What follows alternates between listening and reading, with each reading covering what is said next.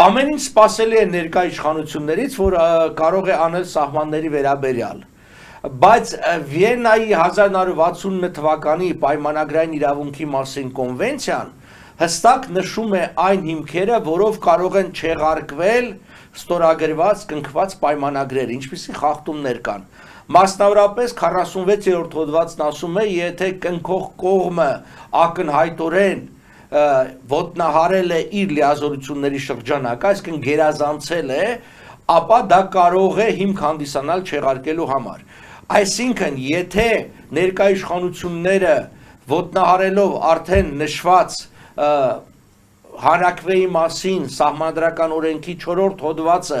առանց հանրաքվեի իրականացնեն որևէ գործողություն Հայաստանի սահմանների վերաբերյալ, դա ոչ միայն ներքին օրենսդրության խախտում կլինի, այլ նաև միջազգային իրավունքի։ Իսկ մեր սահմանադրության համաձայն միջազգային իրավունքը գերակայություն ունի ներքին օրենսդրության վրա։ Հետևաբար խախտումները 46-րդ հոդվածի նշալ կոնվենցիայի հանրաքվեի մասին 4-րդ հոդվածի խախտումները հիմք կարող են հանդիսանալ չեղարկելու այն, ինչը որ կստորագրվի։ Բայց մենք պիտի պայքարենք ձեզ հետ միասին, որպեսզի հաստատ դրան գործը չհասնի, չբարդացնենք։ Ասեմ, որ մեր համատեղ պայքարը այս 15-16 համաժողովրդական հանրահավաքներն ու քայլերթերը իրենց ազդեցությունը թողել են վստահաբար։ Վստահեցնում եմ ձեզ, եթե մեր ձեզ հետ պայքարը չլներ, ինչպես նաև այլ ուժերի, բայց հիմնականում ազգային ժողովրդավարական բևեռի, ապա նոյեմբեր 26-ին Սոչիում անպայմանորեն նշված կլիներ այն իրավական հիմքը, մասնավորապես կարող էր հղում լիներ Պուտինի նշած գլխավոր շտաբի 1920-ական թվականների քարտեզներին որպես սահմանազատման եւ սահմանագծման հիմք, որը բարդություն կաներ։ Մեր պայքարը իշխանությանը, ինչպես նաև այլ երկրի ղեկավարությանը զսպեց, իրենք հասկացան, որ դա անընդունելի է եւ տեսանք դա կանխվեց։ Այնպես որ արդեն իսկ պայքարը հիմա արդյունքներ տալիս է, առավել եւս ապագայում եւս կտա, երբ որ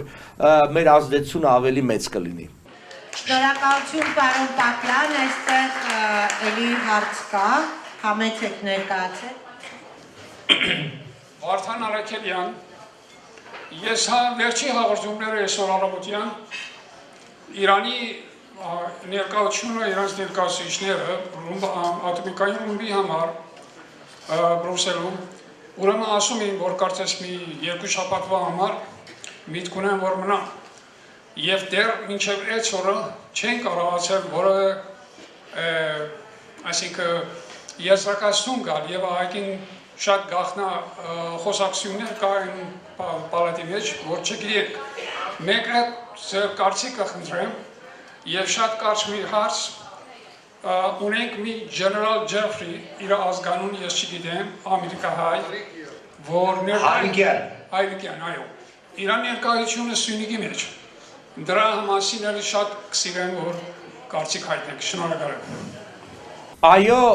կան լուրեր, որ այդ բանակցությունները դեռևս չեն պսակվել, այսինքն խոսքը գնում է Իրան արևմուտք բանակցություններին չեն պսակվել հաջողությամբ, բայց կա լուր, որ նաև Միացյալ Նահանգները միջանկյալ լուծման տարբերակ են առաջարկում, ոչ վերջնական, որը ուսադրող է։ Մյուս կողմից էլ այսօր առավոտյան Իսրայելի գլխավոր շտաբը հայտարարություն է արել, որ պատրաստվում է պատերազմի, որը բնավ մեզ համար այսքան լավ լուր չէ, թեև դա կարող է պարզապես սպառնալիք լինի,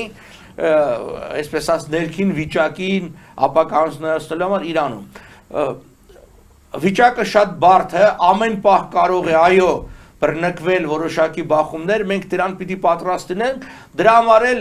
որ խոսում ենք հայոց պետականության վերակերտման մասին, հենց նկատի ունենք նման լրջագույն սպառնալիքներն ու մարտահրավերները, որ օր առաջ պիտի ունենանք հայոց պետականություն։ Ինչ վերաբերում է Ջեֆրի Հարիկյանին, այդտեղ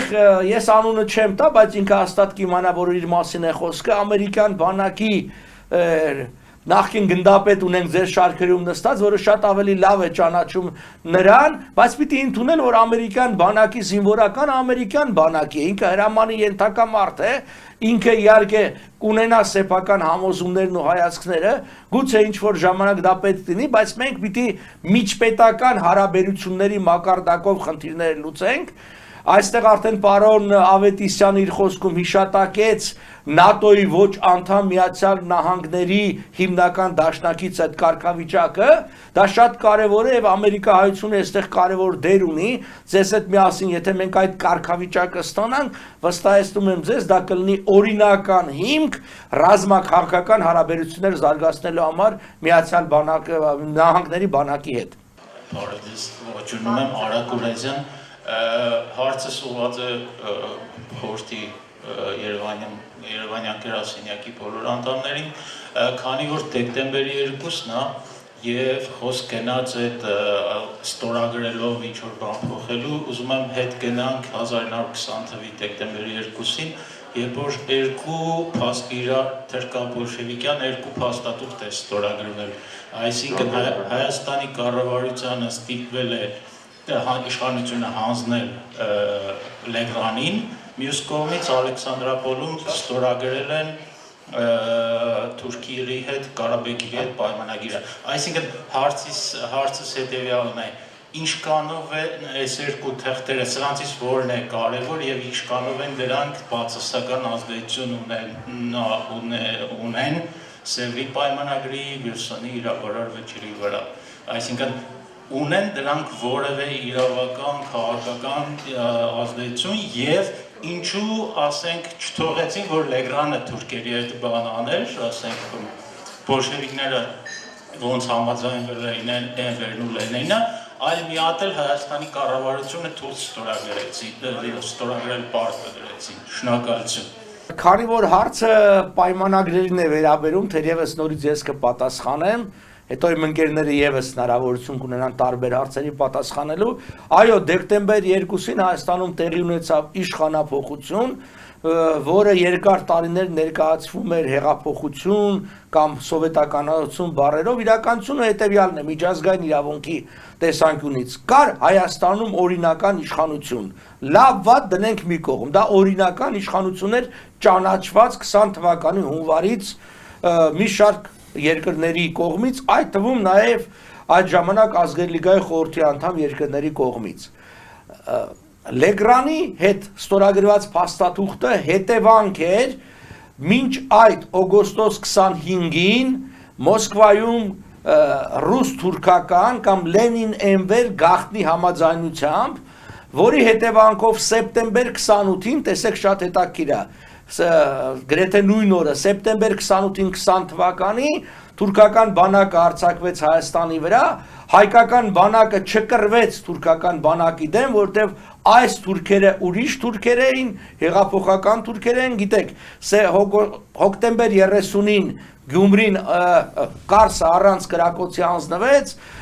նոյեմբեր 12-ին Գյումրին գրավեցին եւ Հայաստանի կառավարությունը կանգնեց այս երկընտրանքի առջև, ինչի առջև մեզ ուզում են այսօր կանգնեցնել, այսինքն թուրքական յաթաղանի եւ ռուսական սապոգի ընտրության, եւ բնականաբար այդ վիճակում սապոգը նախընտրելի է, եւ ձեր հիշատակած դա դրո Լեգրան համաձայնագիրն է, որով իշխանությունը փոխանցվեց Լեգրանին, այսինքն երրորդ երկրի ներկայացուցիչին, շատ հետաքրքիր է, անգամ ոչ թե հեղկոմին, որին բերում էին Բաքվից,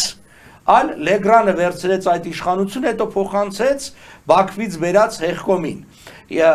Դրանից ժամեր հետո արդեն դեկտեմբեր 2 լույս 3-ի գիշերը Ալեքսանդրապոլում ստորագրվեց հայտնի պայմանագիրը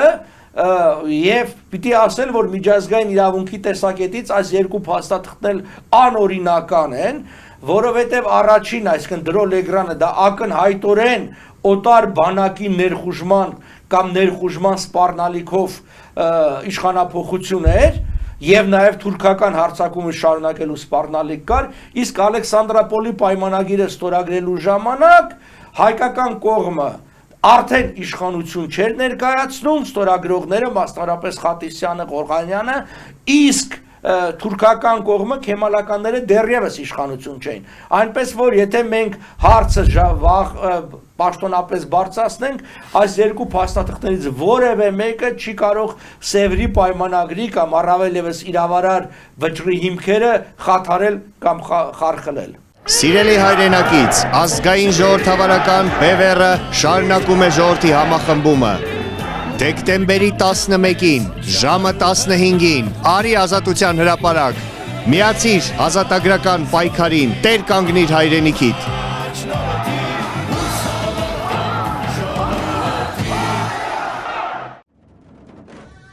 Բաժանորդագրվեք ազգային ժողովրդավարական բևեռի YouTube-յան ալիքին։